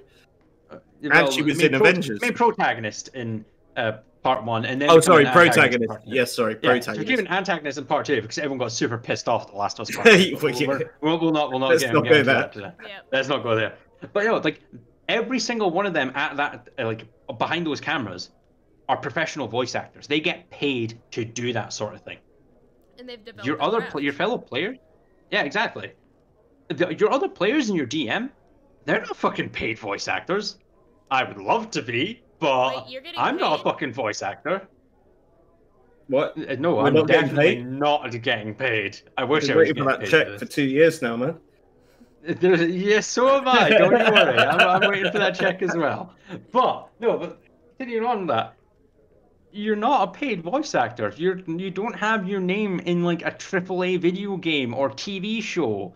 Like, don't expect the same that level, that quality of gameplay from your other players. Most of them just do this as a hobby. Critical Role, High Rollers, and all those guys. It's their job. As what they are paid to do. Your DM isn't. So don't expect that kind of thing. Just be thankful that your DM is actually willing to run the game for you, because, I mean, without them, you don't have a game, really. So... Yep. Yeah, but also on a side note, if your DM is putting in effort, thank your DM. Tell your DM thank you. I always thank you, DM. Scott. Thank you, Adam. Yeah, thank you, Adam. You do an amazing job as a DM. Yeah, I mean, sarcasm's the lowest form of wit, but that wasn't sarcasm. I am a sarcastic cunt, and you know that. I sometimes do have to explain that wasn't sarcasm.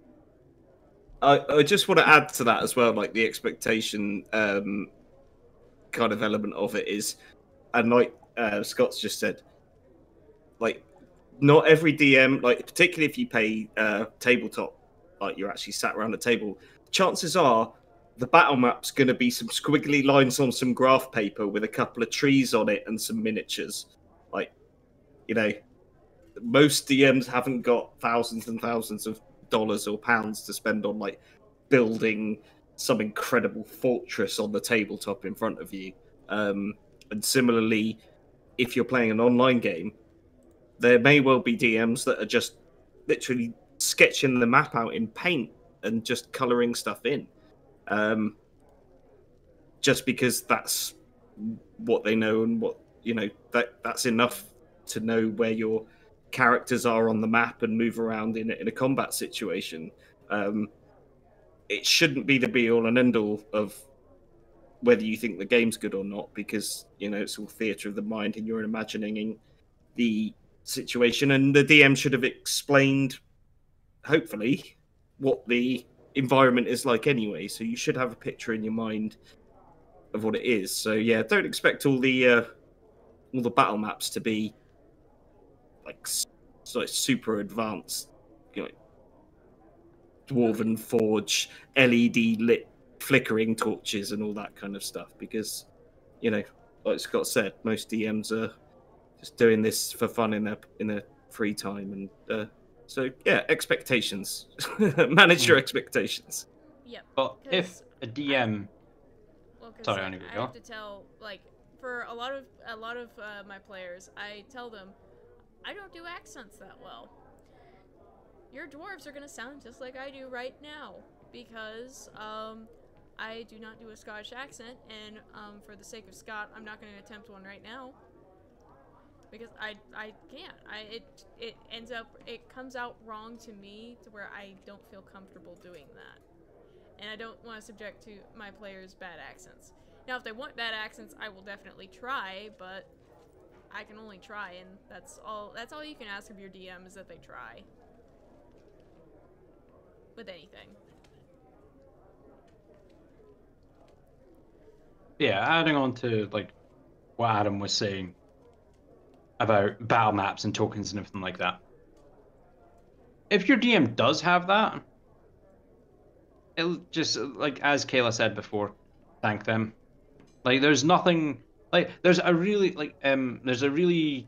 good feeling when, like, if you play in person and you go to a table and, you know, maybe you've been playing for a few weeks or a few months. You've been playing, you're several sessions in, and then the DM disappears into the back, and like you're about to roll to combat. The DM disappears into the back, and it pulls out like maybe just a printed out like 2D battle map, like that they've made with the like Photoshop or like Dungeon Painter Studio or something like that, and they lay that out on the table, and then surprisingly pull out Hero Forge miniatures of your characters that they've bought for this campaign. You know, your DM doesn't have to provide any of that shit to you. Like, your DM may have their phone on the side with a PDF of the PHB open to have access to the PHB or the DMG or the monster manual or anything like that. They might not have all of this stuff readily available for you to have access to. So if they are able to provide that stuff to you, like, I have the intention of hopefully running an in-house game, like at my own house, for a few colleagues and friends of mine, like once all this like COVID stuff blows over. But I'll have all of my source books and stuff readily available for them to use if they need to check something. I don't have to have that, but I do. So, you know, that will be there for them. And it's the same with your DMs having tokens and battle maps and stuff. They don't have to have that, but if they do, just a little thank you goes a long way, because, you know, they're going out of their way to make this stuff for you. Some people, like Adam, as an example, has become very proficient in fucking Divinity Engine 2. You know, the game that the engine that runs Divinity Original Sin 2, the actual AAA RPG game from Larian Studios, to make his battle maps with that engine. Not a lot of people will go out of their way to do that for their players. Nope, you get a picture on Procreate. That's about it for me. Hell, you're even lucky if you get that. Some people not to dig Kayla, of course, because you did do this for quite a while, might not even give you battle maps or tokens and just say, no, this is theater of the mind. That's fair enough as well. I mean, it lets you picture your own battle map in your head and how it looks and smells and feels and what you can interact with and stuff like that. And if you ask, like, hey, can I run 30 feet over to the creature and attack it, or 15 feet over to the creature and then attack it, and then run back like over 15 feet to the side and get behind like a low-lying cover or something like that? DM might say, yeah, and just create these things for you because it is theater of the mind.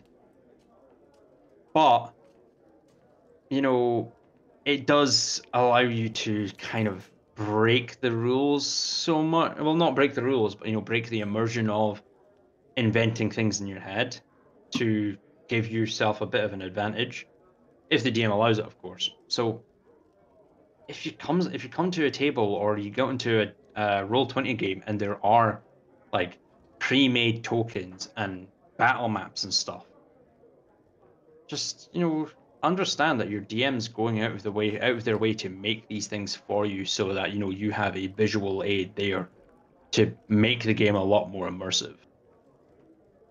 I wonder how it was done originally. Did people just use graph paper and Yeah. Yep.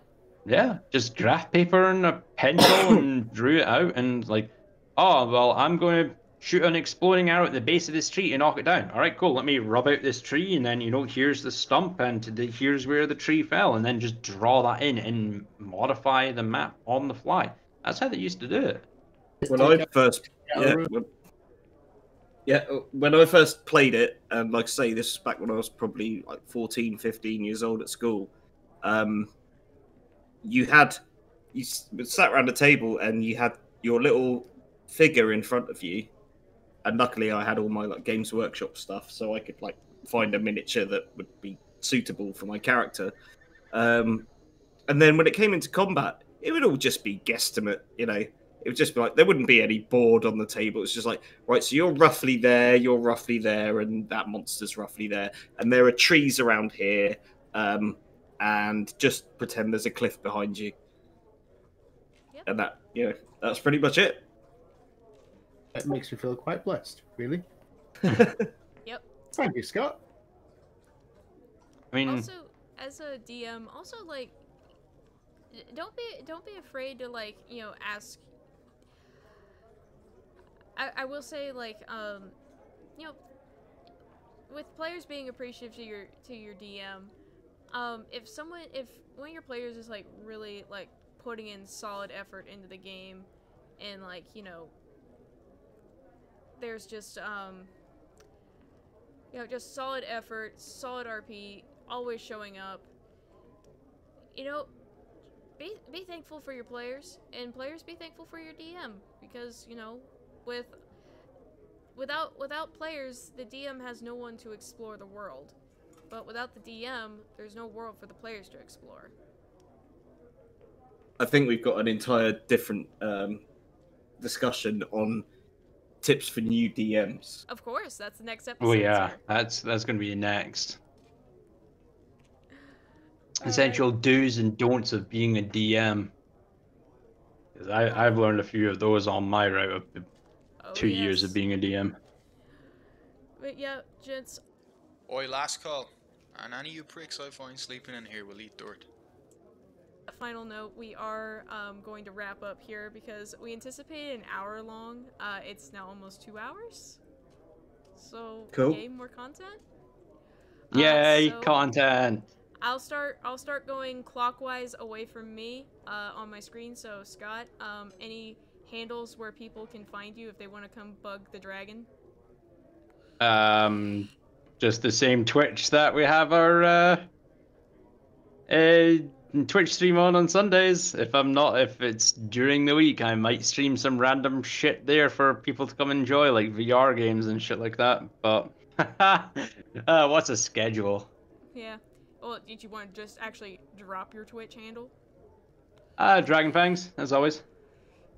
Yep. And David, we can usually find you on Sundays. You can usually find me on the Dragons and Dungeons stream. All Alright, Adam, Yeah. where can we find you? No, the Caped Crusaders. Yeah. Adam, where can we find you, good sir? Other than just hanging around on Sundays. You can't, because I'm Oh. Batman. Alright. You're not Batman. And lastly, if anyone wants to come bug me personally, I've got my Twitter handle that I was actually able to grab was at PT Booze Wizard. I was actually able to snap. Yeah, Part-Time Booze Wizard. You can also find me along on the stream as well. Twitch.tv/DragonXFangs for the game on Sunday. Alright, I'm gonna have to pick it up from here. Hi everyone, this is Editing Kayla. I want to personally thank Scott, Adam, and David for coming onto the podcast and offering their insights. And a special thank you to everyone listening. This has been a long-standing idea I wanted to get off the ground, and with everything going on in the world, I decided to turn my idle time into pursuing this project. If you have any suggestions for future episodes, or want to offer your takes on the episode, you can reach out on Anchor to leave a voice message, or reach out on Twitter and YouTube. Thanks again for listening, and watch your step out there.